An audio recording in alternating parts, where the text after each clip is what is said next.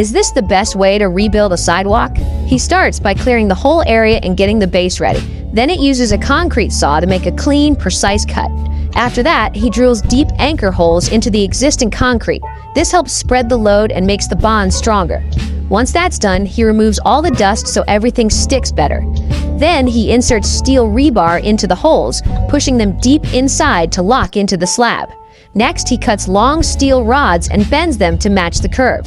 They go between the vertical bars to tie everything together. This creates a strong, reinforced structure inside the ramp.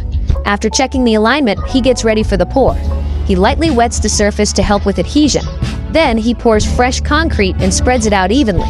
He shapes the surface carefully to follow the original curve. A trowel smooths everything out for a clean finish. This step also brings up the cement paste for a stronger top layer. The new section blends right in with the old one. Now look at the result.